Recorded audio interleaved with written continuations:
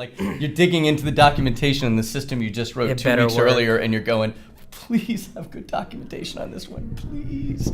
Oh my goodness. And it did in this particular. Good, that was actually this morning. That was, but that's that disaster response is a little higher stress time-wise and personnel-wise and all that. It's pinched. It's very immediate. Yeah. The good thing is the budgets are not part of the equation. Good, because it's the answer to all questions. Winter is coming. Do it in a literal sense. Yeah, I mean, we had 16-degree weather. Oh my goodness. 2 weeks into the project. I'm going to start our timer. And go ahead. Okay, so what is... first off, you're Chris Reade. I am Chris Reade. Thank you so much for coming in. It's a pleasure to have you. Yeah, good to be here. We've known of you, I guess, for ages in the kind of entrepreneurial ecosystem as the CEO of Look Far, and then learned a little bit about Carrollton Enterprises. And then I think the first time that we met, you hadn't yet spun up your mortgage company, but now that's a thing that you've got. It's more a labor of love than a real business. I like it though, because I recently just bought a house. It makes a difference. And it was. But you're self-employed. You know how hard it is. I bought a house in August of this year, and it was such a pain to do all of the things. And it's like, I did it, but I had to wait 2 years because I had to have the presence of mind to think, oh crap, I have to have these particular things for the actual purchase. Yeah. Today's essentially open conversation.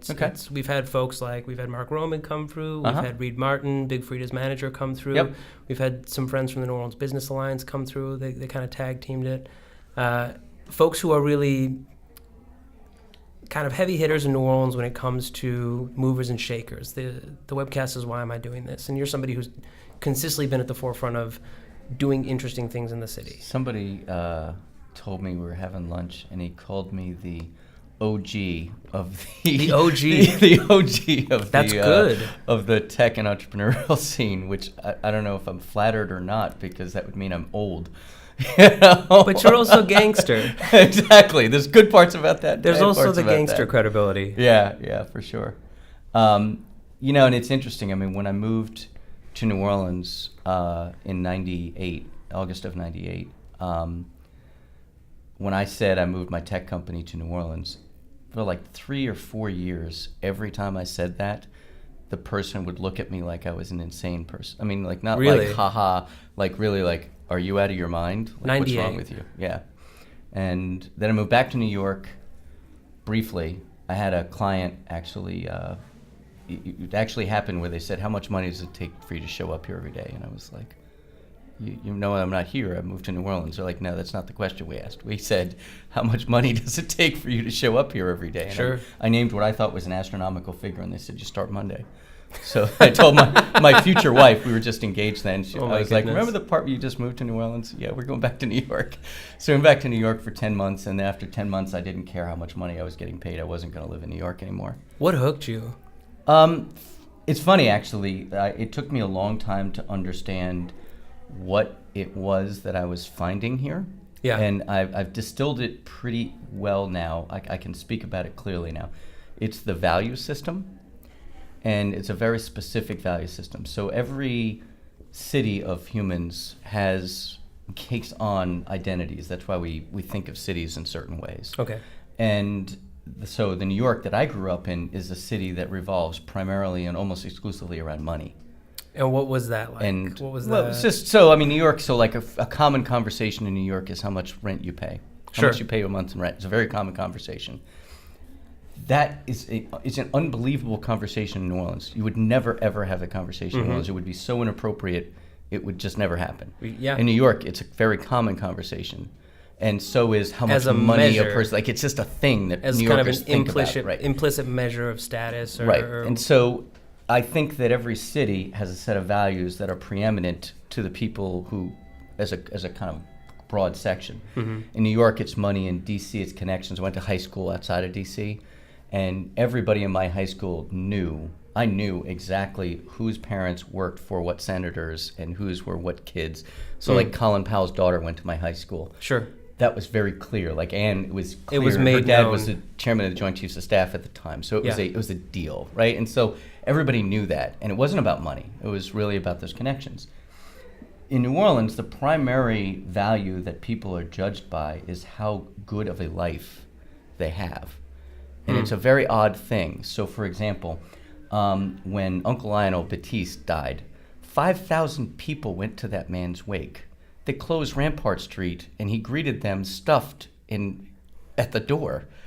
But when I die, I really don't think 5,000 people are going to come to my funeral. I doubt it, right?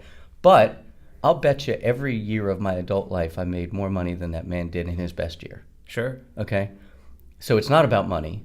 Yeah. It's about that he was an icon of the city, a person that people cared about. And you can go through this for a lot of different people. So if you think about, it was front page news when Ruthie the Duck Lady died a few years ago. Okay. And she was a schizophrenic homeless lady who walked her duck every day in the French Quarter. Everybody knew who that was, and when she died, it was literally the front page story, right? So like that ought to tell you, like when you think about those things, that tells you what the value system implicitly is in New Orleans, and ultimately it's lifestyle. Yeah, it's lifestyle. It's how good of a life does a person have. So the richest people in this town aren't necessarily the best known or the best cared about. In New York, that is not the case. Michael Bloomberg is the richest guy in New York City, and everybody knows it. Okay, right? So, and in LA is a very different shtick, right? Each city in the world, big cities all take on a particular set of characteristics and values that not everybody holds, but that are generally agreed upon. And in New Orleans, that particular value set, I would argue, is having a good life, and that is the thing that I care about. How did you discover that? It took a long time for me because people would ask me, like, I grew up in New York, right? So when you move here from New York, New Yorkers, of course, I still do it. Yeah. Like, I say the city, and I mean only one city. That's it. Because there is only one city, right? If you grew up in New York, that's just a way you think about the world. Yeah. And so for New Yorkers, so friends of mine in New York would say, what? Yeah. They'll love New Orleans, but the idea of actually living there is what used to be a thing they wouldn't conceive of. Yeah. Right? And so I got asked that question a lot, and eventually I would say it different ways. I would say music, I'd say culture, I'd say food, I'd say all sorts of different things, but in the end, I eventually discovered that it wasn't any of those things. It was something that was underneath all of those things, which was value, and what do people actually value. And, the funny thing is, the DC that I went to high school in my one of its issues, value-wise, is there aren't that many rich and poor people in DC.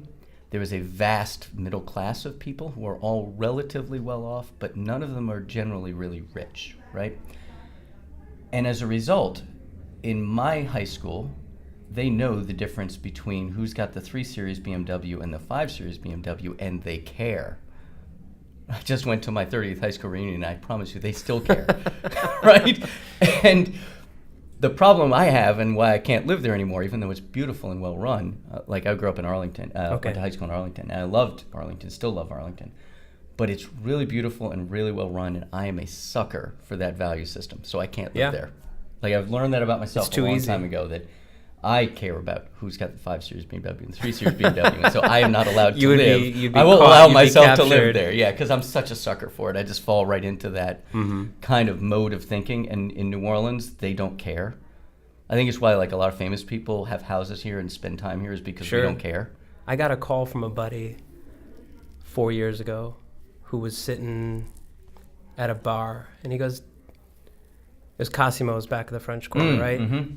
Great, amazing little dive bar. Perfect little spot. Yeah, it's awesome. I love Used to be like the Cosimo Matassa's, the recording studio, right? Yeah, That's what it was. Yep. And he calls me and he goes, do you know who Robert Plant is? I'm like, excuse me? Are you kidding? Like Led Zeppelin, Robert Plant? He's like, yeah, they say there's a dude named Robert Plant here. He seems cool. He's just saying. Exactly. I'm like, oh my God. No, that's exactly what I'm talking about. But that's New Orleans. They don't care. Nobody cares. Right. And that's where, whereas Kermit Ruffins walked in, they might care. Exactly. Kermit Ruffins has a great life, right? Who doesn't want to be Kermit Ruffins? Yeah. It's the sort of the local iconography in a way. Yeah. And I've never heard it described like that, but then it fits so elegantly. You think about the folks that are really celebrated as kind of culture bearers in the city, if it's like the Terrence Osborns, sure, or the muralists, the B. Mike, yep, or the or a Michaelopoulos, or oh, exactly. Like that. There's just a lot in all forms of art or music or even politics or business. A lot of those people are it's not. There's a value in a life thing that's more important in a lot of ways. So like Leah Chase is like everybody loves Huge. Leah Chase for a lot of reasons. I mean, she's won a lot of awards. She's an amazing chef, but she also is a really exemplary human being. Mm-hmm. And I think that actually counts in this town, counts more in her favor than the awards she's won cooking. You know, Exactly. which is kind of a funny thing when you think about it, because you'd think she should be famous for all the awards she won, but Not for just being a great human. not for just being an awesome human being. Was there a learning curve as you adapted to the city in that kind of way? As you learned Oh yeah. what's valued? So I did. It's so funny. There's also these funny little picadillos here, right? And one of them is, and I don't know if you've ever noticed this, but now I tell you, you'll definitely notice it. Mm-hmm. There's a very specific order to which people get on and off elevators in this town. It's an extremely specific order. It is older women, older men, younger men, well, and children somewhere in the middle. And it's very specific. And I used to, New Yorkers get on and off the elevator. They just shove on the elevator and just go, right? There's none of this, like, wait for people. If you watch how people get in an elevator in New Orleans, there's a very specific order. Like, I'm dead last out the elevator. I have to be. I think. And if I'm not, there's some nasty looks going my way. How And I used to be funny is that? oblivious to it until a buddy of mine said to me, he's like, dude, you got to stop that. I'm like, what? It's like, you just jumped off the elevator in front of the women and the children. I'm like, You I was in embarrassed front yourself. of everybody. He's like, I don't care. That's not the way we do it. It's so funny because it's, as I reflect on it, I think I can think of instances where subconsciously, without thinking of the rule, if an elevator door opens, and even if I'm standing close to the door, I'll just stand there Right. and just wait for everybody to Right. Or push to the side and that's kind let of that it. particular order of people get Holy off. smokes. Yeah. Was But I it- mean, it's was just like it these a- little things. Like, it took me a while to adjust to that because I didn't realize I was making massive social faux pas every Sure. single day on my way in and out of our office. I used to think that when I first got to the city, so I'm from the north suburbs of Chicago, and it's like the machine, right? Like you're grinding, you're doing the thing. Like Yep. Chicago has its own kind of vibe, right? Oh, very much so, yeah. And I was trying to do that and spent so much time just getting my butt kicked by everything, making no progress, burning myself out, being absolutely miserable. It's so funny that you mentioned that because the way that I would have described it would have been that New Orleans is a city that if you try to wrestle with it, it's a much better wrestler than you. Oh, yeah. And you can't beat it. You can't win. No. The only thing you can do is you can get with it. You can move in time with it. We were talking to the WWOZ program director, Dwayne Brashares. He was in here a week or two ago, and he articulated that exact point. He's like, don't try to figure it out. No. Like, just No. come along. Just don't come try to along figure it with out, but Yep. come along. Absolutely. No, and also, I mean, it's funny because a lot of people used to tell me, and it's funny to think about this now, but used to tell me that New Orleans had a closed society. Sure, you hear that all the it time. You hear that all the time. My experience with that is entirely untrue. Hmm. Now, there is certain groups of people and the like, but that's like saying, you know, me and my friends from high school are going to be open to reassociate. I mean, that's crazy. It's not right? going to happen. Yeah, it's not going to happen. And that's not because I'm closed, but because those are that particular Who social you grew circle up of people with, I went who to you high went to school prom yeah. with. It's- Yeah, but that doesn't mean. But in this town, it's said in a way that like it's impossible to break into society here. Sure. Blah blah blah. I've been told that a lot, and I've found it to be completely unfounded. Like there's no part of the social strata that I've ever wanted to get into that was like, I'm sorry, sir. You're gonna have to step back. There was a white gloved hand. Yeah, there was any of that. Pushed you back. You know, and I don't know. Maybe I don't know if there's anything I'm doing that's magical. I don't think so. I think it's more that it's a defense mechanism we as a culture here like. In other words, it shouldn't be easy. It's defense, almost defense against bad actors. Right. Like you don't get a 300-year-old city by not kind of knowing the faux Sure. pas. What I'll tell you is this. socially So- acceptable or not. Yeah, so here's a phrase that you'll hear people say, and it's one that it rolls off people's tongues all the time, but they don't actually think too much about what it means. So people will say, New Orleans is not a town for everyone. You've probably heard that phrase 100 times, 1,000 times, right? Think about what that actually means. What you're saying is two things. One, that there are going to be things that are difficult enough here that you're not going to want to stick it out. Yes. All right, or different enough here that you're not going to want to stick it out. And two, that we don't care. Because it's not, It's never said. There's New no Orleans is not a follow-up to town it. for everybody, but golly, I wish it could be. And that's never said. It's always New Orleans is not a town for everybody, which Hard implicitly or explicitly really is saying, and Yeah. right? Stay or go. Stay or go. That's it. And Katrina was the ultimate filter on that. Like after Katrina, there were no involuntary New Orleanians. You know what I mean? In other words, every single person had a, not just excuse, they were left. Like there's only a handful of people who were here the entire Yes. time. This is a relatively small number of people, maybe 1,000. Everybody else was somewhere else and chose to return, either because they felt they had to economically, had to for social reasons, had to for whatever, but they did make a choice. Even if they felt like they didn't have a choice, they still made one. What was that experience like for you? Because at that point in time, you had been in the city for a number of years already. Yeah, 6 years. It's interesting. You know, for me, it was, so I was actually talking about this when we were up in Boston doing this disaster recovery work. After the storm, I live uptown by Truro Hospital, and we had my neighbor's live oak lost a branch, went through the roof of the house and knocked out maybe 20 or 30 of the. We had this asbestos tile roof, goodness. right? It was no big deal, really. And so, as it turned out, I'm a pretty lucky person generally, and that ceiling hole, the roof tiles that broke, went right over the bathtub in the spare bathroom.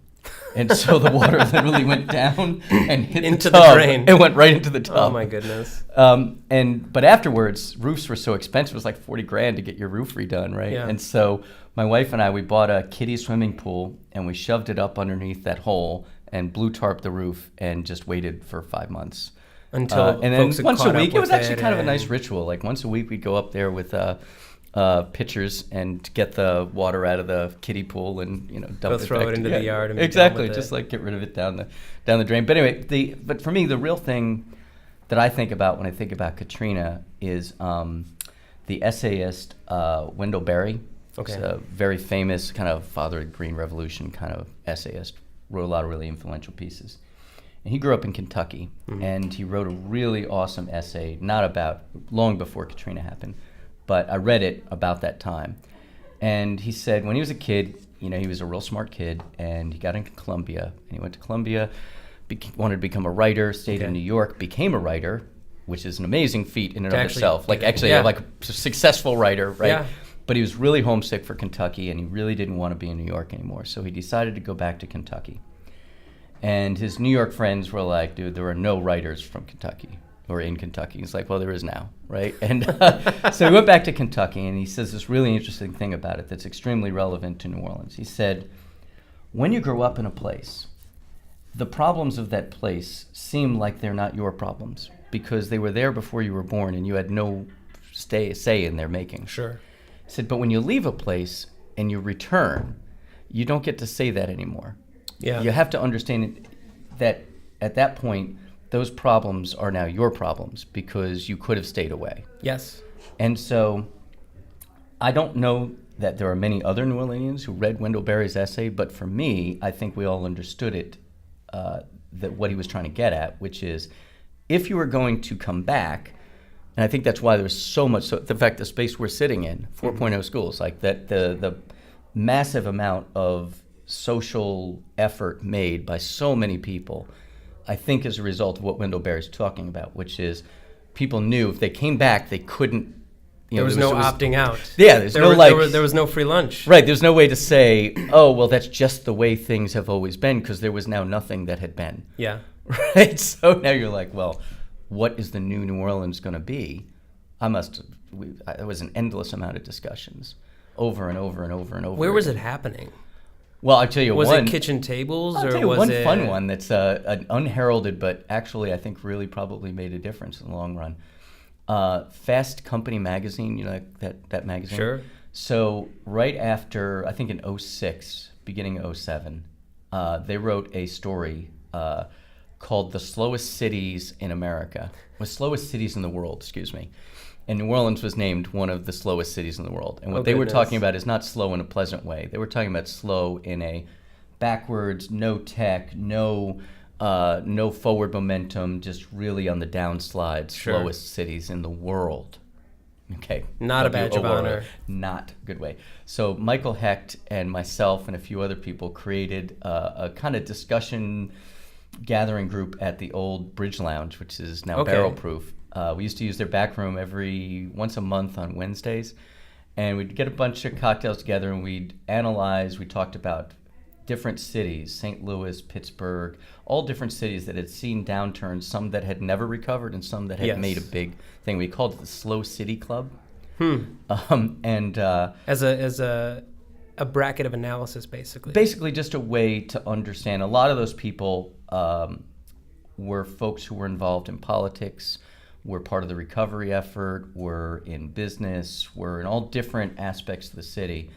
And, just over cocktails, we would just talk about and analyze. So I did the first one of those, which was about Pittsburgh, and how did Pittsburgh go from a failed steel town to now a resurgent, Yes. digital economy. And we looked at a lot of different cities. We looked at international ones, too. We looked at Kyoto after the earthquake. We looked at a lot of different ones. And so I think the folks who were in the Slow City Club, I still see them. They're all around town. We did that for about a year and a half. And it's funny because Fast Company magazine, 2 years later, ran another article naming us one of the most digitally progressive cities in the world. So and it you're was kind of laughing, hilarious. laughing when the those, subscription comes. Yeah, you're just like, really? Wow. Talk about fair weather friends on that stuff. But anyway, yeah, I think things like the Slow City Club, and then the folks who worked on the charter school movement, and I'm trying to remember what that organization was called. Like a Teach for America? No, they ended up kind of pulling the Teach for America Teach folks NOLA, in. It was, oh my goodness, Ben Cleveland was real involved with them, and I'm trying to remember the name of it.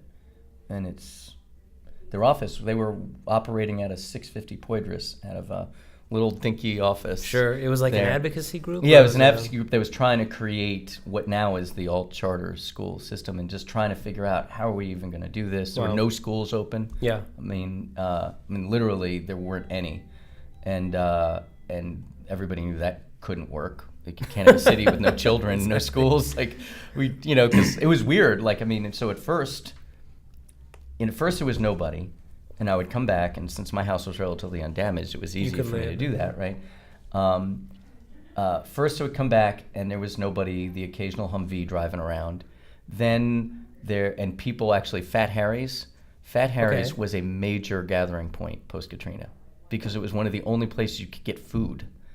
Oh, and interesting. So right along the streetcar tracks, every night would be filled with cars. And if people didn't necessarily have gas or electricity yet. Yeah, exactly. So it's hard to They had an open kitchen. But at Fat Harry's, you could get a burger. Wow. And they had propane cooking and all that kind of stuff. And but anyway, so there was that phase where there were just like strange places like that. There were these places where things would be. And then then there were adults. And then in the summer of 2006 started to be kids. Okay. And we finally started having a school system in September of 2006, and had our first, classes of schools, and then it kind of grew. And by January of 2007, it was almost like a city again. Almost. What was it like being? How was the tech piece tied to the recovery piece? Well, so because it's interesting what you're describing about this, like starting from having gone through something so cataclysmic in that kind of way. You're also doing tech in a city that was 0% known for tech. Mm-hmm. And only now I'm feels like through the advocacy of the GNO Incs. With Michael Hecht still at the helm, and looking at like the DXCs and actually, the I think you gotta give Tim Williamson his shout out on that too. Through Idea Village. Tim's a fantastic cheerleader. He's really good at it, and he really, he calls it watering the desert, and I agree with him. We watered the desert and eventually got some flowers. What was it like in those earliest days? Well, because you're trying to push for something in a city that's coming back, you're doing tech. Folks must be looking at you like you're an alien, both for coming back to New Orleans and for doing tech in New Orleans. Well, so there's a few things that helped that along the way, right? So one of those things was most tech workers are relatively young. Mm-hmm. Most of them are more millennial than even millennials, so I'm no millennial, I'm 48, but that ethos has been in my profession for a longer time because good tech workers have always had jobs. Like that is not ever, that's not a problem. Like good programmers aren't on the food stamp line, right? They're never there. Yeah. Like they're always, if they want jobs, they're always there for them. They may not be the job they want necessarily, but there's always a way to stay employed, right? And so as a result, those folks are more able to take risk. Yes. And it's also the industry that coined the term, the world is flat, right? And so you can work from New Orleans just as well as you can work from Houston, you know, if you're allowed to telework. If you're allowed to telework, and a lot of people are, who cares, right? And so you mix that with the fact that the young generation, especially at that time, is, you know, I mean, people are always looking for meaning, especially people in their 20s are typically looking for meaning. In New Orleans in 2005 to 2015, call it, you couldn't get more meaning than reinventing a great American city. And so I think that made it an easy sell. I know when I was hiring people, and I still do, I mean, we just got speaking of Chicago, a year ago, we hired our head of product from Chicago and moved him, and he's about my age, he's a little younger than I am, but he didn't move here because I offered him a great job. He had a great job in Chicago. Absolutely. You know, and he had a whole career there. He wanted to live here because he wanted to live here. New Orleans has that, which other places generally don't, and so we traded on it. You know, so we basically allowed New Orleans to to do its thing, which it's really good at, and seduce people into loving it. Yeah. And so as long as and the more people were exposed, that's why Teach for America is such a big deal. You had so many young people exposed to the city that they all fell in love with it. And when their TFA thing was done, they were looking for any way to make it stay. You wanted to go. Absolutely. I mean, that's another classic New Orleans phrase, right? You know, after you live here for a while, you're no longer suited to live other places. That's it. You know? I think I recently hit my threshold. Yeah, where you're like, oh, you kind of go back I can't live somewhere else anymore, right? It's just boring. What am I gonna do? Like, you know, this Thursday afternoon, there will not be some random group of strangers riding down my street on bicycles, you know, all together as a group who, you know, there's like these kind There's nothing fun to look at. Yeah, there's just not that this. And at that time, I used to say it was in 06, 07, 08. It felt like you could strike a spark anywhere. Like it just was. I don't want to say the word easy. That's the wrong phrase, but it was possible. Things that had been impossible previously, where people had said, well, that will never happen. So many things, I used to say this on my radio show, so many things had happened that everyone said would never happen. And the cap of it was in January of 2010. In January of 2010, the New Orleans Saints won the Super Bowl, which was the absolute pinnacle of things that could never be done. That could never happen. You know, that were simply so impossible that you might as well say, you know, we can fly to Mars and, you know, go there tomorrow. I mean, it's just like impossible to believe that the Saints could ever win the Super Bowl. And that just was like the last dot on the exclamation point of... There was no more doubt. Yeah. Like after the Saints, you know, it's like, you know, we could never turn around education in New Orleans. Like, we turned around education in New Orleans. We could never get technology businesses and forward things to move New Orleans. We did that. You know, like it was like just this list of things. You could never get the levy boards to loosen their grip of power on things. You could never get one assessor. You guys don't even probably know what I'm talking about when I say you could never get one assessor. I only know one assessor. So exactly. So I did have to look up what an assessor was too. So pre-Katrina, right? The way it used to, so New Orleans, like a lot of cities, New York being a very good example, is actually, so the Carrollton area is an independent city. I live in what was Jefferson City. Okay. Every part of the city was sucked up into the whole, one piece at a time over a long period of time. Sure thing. Well, if you agreed to join the municipality, mostly Sewer and Water Board helped a lot in this because you want municipal water. You want those resources. You want those resources. Well, what you really don't want is for that municipality to then decide how much you're going to pay in taxes. You want your own person to determine how much you're going to pay in taxes. And so there were 7 assessors because there were 7 municipalities got sucked into the city at various points. I see. And so the idea of people willingly letting go of that, quote, local control over the assessments. Was it making a mess too? Oh my God, it was awful. What were So examples you would of have that? you would have mansions on St. Charles Avenue assessed for less than my standard shotgun double. For what reason? Just Because to keep they would taxes never, low? yeah, they somebody just who'd been never there for... get to know the assessor real well. I mean, who knows, right?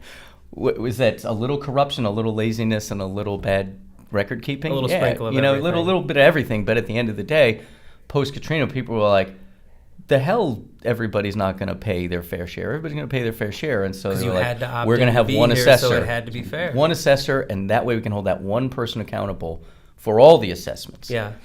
And so there was a ballot initiative that got passed in 2007 maybe to do that. It was one of the many things. I could go on for hours on the number of things that were never going to happen. Did it feel like they were just happened. clicking on at the time that it was? No, every one of them was a nasty drag-out fight. Was it really? All of them. The fight over this closing of the school board, basically taking all the schools away from the school board locally, is still a sore subject. Yeah. And this is 13 years later. You know, I mean, that's probably not going to not be a sore subject maybe ever. Sure. But so there's still like the assessor thing, all of that. Each one of them was a battle. Every single one was a fight. And after a while, it was like, okay, it was just another fight. we go We're going to have again. to, you know, and it was just endless, but it created community dialogue, I think, in a way that was really helpful. You know, like the whole green dot, I mean, why we have the current mayor. Yes. Where does her claim to fame come from? Through Broadmoor the Improvement whole recovery, Association, basically, right. her spearheading that. But I mean, and so what happened, and I worked on some of this stuff. The whole question was, with 600, our city, the core of New Orleans is built for 650,000 people. We now have 1,000, and we're hoping one day to have, 450,000 that we had pre-Katrina, right? And we're pretty close now, if not at it. But at the time, it was like, okay, are we going to really run city services for a footprint of 650,000 people? How the heck are we going to afford that? Yeah. On a tax-based standpoint, and Ray Nagin famously called it the jack-o'-lantern effect. Interesting. Like, I've never heard are we this. going to tell people, no, your block is not going to be redeveloped. We're going to buy your property and we're going to move you. Are we willing to do that? And Ray decided no. Wow. I really seriously criticized him at the time, but as I've had 13 years to think about it, I think he was actually right. How so? Because he laissez-faired it to death. And I think that really, as much as I was angry at him for having no leadership at the time, Everybody I think else in the end, stepped in and figured it out. allowed this vacuum to create where a lot of people were able to step into it. Took initiative in a way. Yeah, it really did. And it made a difference. And I think that as crazy as it is, his inaction that everybody roundly criticized him for in 07, 08, and 09, I think actually helped. As crazy as that sounds, it really did. So the Broadmoor thing, I want to get to that. So in the Unified New Orleans Plan, or UNOP, right, there was this plan kind of with, quote, community engagement, which was a lark. It was very little community engagement in that.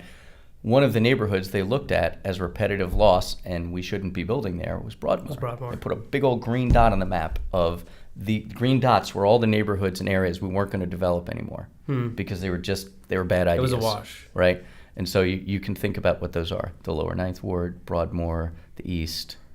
I mean, and so now Mayor Cantrell, she was like, the hell, you're getting rid of my neighborhood, and really fought for it. Yeah. And it wasn't an easy fight. I mean, it seems like fait accompli now, but it was not. There were a lot of forces that were like, especially from the federal level. I mean, if you're the feds and you're spending billions of dollars in the city and we're going... You've just seen 15 feet of water in a neighborhood. Right, and they're going, what do you mean you're going to redevelop the neighborhood that's going to have 15 feet of water the next time you have a flood? That was a hard sell. Mm-hmm. Now, if you drive through Broadmoor now, you go, well, of course you would want this. But like, why would you get rid of this? But at the time, when those houses were all derelict, it was hard to look at that neighborhood and go see it for what it could be. The community. Yeah, and LaToya Cantrell did and fought for it and won. It was a big deal. How did you sort of fill that vacuum in your own industry? Because now I can tell you, when I first arrived in the city, I got here 2011, and I heard folks saying, and I was in education at the time, I heard folks saying Silicon Bayou, Silicon Bayou. Mm-hmm. And I'm looking around like, what the hell are you guys talking about? Like, first off, What? Like, I don't want to be like So you want to talk about California. Slow City Club, right? So what you're talking about? Sure. So the IP building that you used to work out of Exactly. 643 magazine. came out of the Slow City Club. Directly. Michael and I talked about, and it wasn't Tim, it was one of his other people at Idea Village was there too that evening. We were all talking about Silicon Alley in New York. And the way they did Silicon Alley in New York is, it was a joke, right? I mean, it was one building with these 4 flags outside the building of the companies that were in it, none of whom had ever been heard of at the time. And one of them ended up being Razorfish, which turned out to be a big company. Okay. But anyway, they put them all in this one building and just kind of made a big fuss about it, and amazingly, it worked. And so we were like, hooked. we need to do that. And so we were looking, we're like, we got to find a building, a place that we can do that and make it a place. And so we were talking about that, and at that time, McGlinchey Stafford had sold that building. That was their building. Okay. And they wanted to get out of the owning a business, owning a building business, and they moved into 650 Poydras, or 601 Poydras. Okay. And right on Lafayette Square right there. And so Michael knew about this because they were trying to figure out what could happen with that building. Tim's office, Idea Village, was on the other side on Emerald's home base, which is now a condo. Oh, no kidding. Yeah, and Idea Village was on the other side, so they kind of knew about it too. And my lease was up in 1515 Poydras, and so my lease was up, and I convinced Matt Wisdom, and Chris Schultz was actually where the architecture firm is at Julia and St. Charles. Blitch Neville, yeah, he was upstairs there. And so Michael, I think, suckered Chris into moving in there. But my company, Carrollton, was actually the first company in the IP building. You're kidding me. No. So we unintentionally worked in one of the founding hubs. Yeah, the IP building, and we put the little sign, the IP building sign on the side. Oh, that's too funny. But anyway, but we were already looking. It would have been somewhere else if it hadn't been there. But we were trying to find a physical place to put everybody together, that we could try and put all of the companies that were large enough. We had 4 anchor tenants. They were iSeats, who's still there. Exactly, and Turbo expanding Squid. aggressively. Yeah, absolutely. Ken's done a great job. iSeats, us, Idea Village, and Turbo Squid. And then afterwards, that was in September, I think, September of 2009. And then in January of 10, Chris opened the launch pad there on the first floor in what used to be part of the accounting office for McGlinchey Stafford. You're kidding me. No, that's what that space was. And they only had the one little spot on the first floor that's still there. Sure, and then they Although moved I don't up think to that's the there second anymore. and Yeah. So anyway, so they expanded throughout the building, but Yeah. we did those 4 anchor tenants because they all had been around long enough that we could say there was viability. It was to keep the viability. We building. weren't going to like put it out there and then have one of those companies go bust. They needed Yeah. to be companies that were long enough tenured that we could be sure they'd actually make it. How funny is this? Yeah, so it was very deliberate. I mean, that was no accident at all. The irony to the And whole it came out of thing the Slow is City that Club. Interestingly, I forgot about that. The irony now is that we are actually becoming a tech hub. Yeah, we faked it till we made it. And it's here. So I have to kind of recant my original me giving crap about, how could we be a Silicon Bayou? When in all honesty, you look around and everything you see is like, oh crap, everything really took a toehold. Yeah, we watered the desert, yeah. What do you see happening now? Like, what is... So the big question used to be, and I was, as recently as 2 or 3 years ago, Tim, Williamson, Michael, myself, Matt, all these people, we were talking about, okay, there's a hell of a lot of money that came into this community after Katrina. Mm-hmm. What are we going to do if all the jobs start drying up because all that recovery money is no longer around? This was like 2014, 2015. Okay. Like, what are we going to do? The funny thing about it is that we didn't need to do anything. Somehow, these things, I mean, it's not just magic, but I mean, enough hard work had been done that there actually was progress happening. We just didn't realize it. And so we got GE, and then there was the Gameloft thing, and a bunch of other small companies. Then Geno Inc. just really, one after another, got some hits. They kept hammering at it. And, I mean, I must have gone on 40 meetings with them to talk about the tech community here. Really? I mean, every time they had somebody in town, it was me and a couple of other people would get trotted out, like, here, stand in front of them and tell them something cool, people, and tell them it's going to be okay, right? And And so, we lie through our teeth and just kind of, sing our song of lies. But it really was. I mean, it was. But it was the fun. Right people. It was. Yeah. People Now we who actually had have chosen to come back. People. So some things that are happening that maybe are not obvious that are laying the groundwork for really significantly positive change. GE made a deal with UNO that worked out really, really well. So the comp sci program at UNO has a group of people who are concentrating, and those are identified by GE, and when they leave, they have a job automatically with GE, and then there's some kind of tuition forgiveness thing built into it or whatever. It's kind of like what Operation Spark has been doing with Operation Spark, kind of came along a little later on that, but it was very similar. Training to employment, direct through. But this one is like very direct, and it's through the school itself. Okay. And so DXC's now doubled down on that, and so they're doing that as well. So now there's like this pipeline there. So that's one. Talent pipelines. Yeah, and that's creating this talent pipeline there. And that's happening with LSU and with a bunch of other schools. We've basically replicated that model over and over and over again throughout the state now. Now I'm working on Tulane's School of Professional Advancement. They're like adult ed, it used to be mostly B school stuff. Okay. Like go get your MBA sort of thing. So it's part of the B school, but it's for technology people who are in their mid-career. Because one of the problems you have is, so let's say you're a talented software developer, okay, and you want to get into management. Mm-hmm. I will tell you what actually happens. Actually, what happens one day is one of the managers quits and they go, okay, guess what, Robert? Bless you. You are now a manager, right? And it's very haphazard. Sure. All right. Well, if you don't want to be haphazard about it, if you are in our community, what you used to have to do is go get an MBA and kind of apologize for having an MBA, but still have it. While you were in... Because techies don't respect people with MBAs. Okay. Right? So it was a hard thing, but that's how you kind of got your management category. And it's not a great way to do it. So what SOPA is doing is creating master's programs that they just launched in the tech concentration, so security, in change management, in all of the things that are in the tech world. That need to happen. Right, because if you're DXC and you're GE and you're these larger companies, they don't just need college grads. They need those, but they need mid-career professionals who are educated in the actual practice of that mid-career piece. I just heard some folks at Idea Village saying that exact same thing. Mm-hmm. It's actually happening at SOPA right now.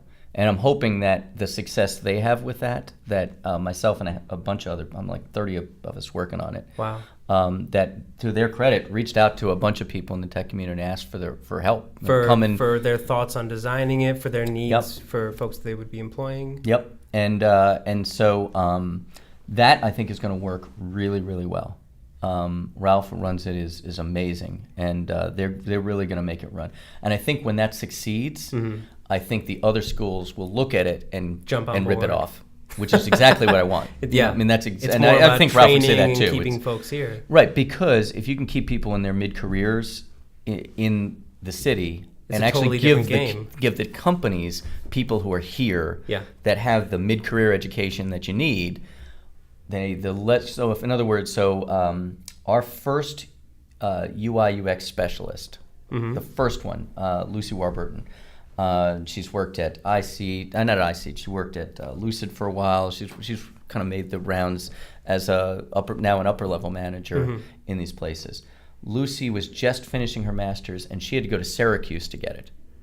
And there wasn't anything here. There was nothing here. And so she working in school at the same time, did she do that? Yeah, and so she would travel up to Syracuse when she needed to, and the rest of it was remote coursework. But that was the only way she could get the master's she got, was to do that. To continue to advance in the career. Exactly, and that's why I hired her, was I needed somebody who had that skill set, and there was nobody I could find. Holy smokes. I mean, think about it. I just hired a guy out of Chicago and moved him down here because I couldn't find a head of product here. So that's that mid-career stuff where we have to get people who have that education here. And that's what really keeps an industry alive. That's in the long run. In the long run, Michael Heck likes to say the oft-quoted line, you want to build a great city, build a great university, and wait 100 years?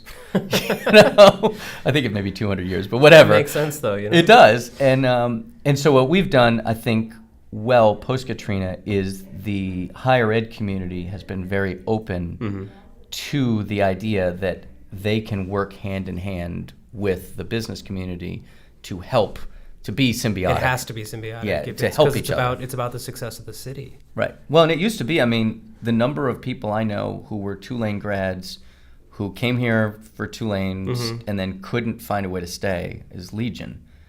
You know, because there weren't opportunities. Because there weren't opportunities. There wasn't something that would now support them. It still happens, but it's much less now. So you're such a serial entrepreneur. We haven't even talked about your business. That's a sideline. Well, it's funny. How many hours are there in the day for you? Well, you know, the funny thing about that, if you do it right, and I have not done it right most of my life, but if you do it right, you shouldn't have to work that hard. And parts of my world work that way. Like, so the whole enterprise side of my company, I don't have to spend that much time on. Could you explain a little bit about what so that like means? Enterprise IT is, so like we have a gig that I'm going to DC on Tuesday. We have a bunch of people working at the census. The 2020 census will be the first digital census in the history of the United States. Ever. And we have a team of people. There's a couple hundred people. We've got a small little tiny piece of it. But the folks that we have that are on that job, they've been on there 2 years. They'll probably be there another year and a half. Wow. So other than showing up occasionally to say, hi, don't forget me. Yeah. It's not, it's not whereas like other parts of my world, you have to spend a lot of time on. Then there's other crazy stuff that I get involved in, like this thing in Boston where I billed 305 hours in the month of November. Jeez. That's insane. Yeah. Right? I don't it's like inhuman. doing that. That's not my modus operandi mostly. I would prefer to bill 0, which is what I usually do. But sometimes it's necessary. That's the thing about entrepreneurship generally. Like if you do it well, like the classic on that subject's the book called 4-Hour Work Week. Sure, the Tim Ferriss one. Yeah, and you want to get to that. Like that's if you're doing it right and you really believe in it, you gotta get out of working on the business. In the business and work on the business. Right. Yeah. That's the whole thing. And some parts of my business I've done that. Other parts I have yet to get all the way there. I certainly aspire to that. How do you nurture that? How do you nurture that kind of mindset? You have to learn how to trust people. Trust is the most important thing. So this thing so when I walked in here, I was talking on the phone. Sure. So I told you in Boston, we had a problem this morning where there was a CO2 leak in one of the houses that we had repaired, and some people went to the hospital. It turned out to be okay. But the point is, like, I'm here. I can do very little to affect that. To do anything about it. Right. Yeah. I could do virtually nothing. But I made 2 texts and a phone call, and I don't have to deal with it. Because even though we put that together ad hoc, I trust those people to do what they're going to do to make sure that problem goes away and is handled. If I didn't trust them to handle that, then I need to fire them and find somebody who will. Exactly. Right? And you have to be, it's accelerated in disaster recovery because you're like, I don't have any time to screw around, so... You have to make the right choices. You have to make, and if you don't, you have to rectify them as fast as you can. So it's like, we let go a few people in the beginning of November, and I felt bad because they probably deserved second chances, but I was like, this is not a second chance environment. I see. I literally don't have second chance Just time. the demands are so high. The demands are too high. In my normal world, I would like to say that I'm good at figuring out how to trust people. I think I am. I'm sure I could get better at it. But what I've sucked at over time is figuring out how to not have to stay involved in the sales side. I've managed to get myself out of delivery, like 99%. Like, I haven't written a line of code in more years than I can, and it hurts a little to think about it, actually. But I can't do that. I learned a long time ago, like 10 years ago, I was like, I can't be a techie anymore, not really, and in order for this to grow and work. And so once you learn how to let go of that, it can be better. And then I used to make really critical, I'm a terrible manager, frankly. I'm awful at it. So what I did is I got out of the management business. I see. And I had to learn how to trust people to manage. So like Jeff who runs Look For Labs, Jeff is so much of a better manager than I am. It's like, I can't even make a good analogy how much better of a manager he is than I am. Yeah, he's really good at it and I suck at it. And so one of the things I have learned over time is to stop doing the things I suck at and try and do the things that I'm good at. How do you identify your role? Well, you have to decide what you're good at, right? And that means that's a big self-introspection thing where you have to look at it and go, okay, what am I good at? I'm good at being flexible. I'm good at solving problems. It's probably my best skill. I suck at staying on task. I suck at directing people. I suck at really caring about the niceties of things, right? I suck at all of those things, and so I have to avoid anything that looks like that. Yeah. And if it looks like that's going to be part of the job, I have to. Now, I'm very good at negotiating social situations in a work context. So, for example, in this Boston thing, you have all these people from different parts of the country working on this thing. Well, they have to decide that I'm okay in order for them to trust me to actually want to work with you. Right, in order for that to work. So I'm good at doing that part. And so I stick to that and try to avoid getting too in the weeds of things. Yes. Because I'm not good at that stuff.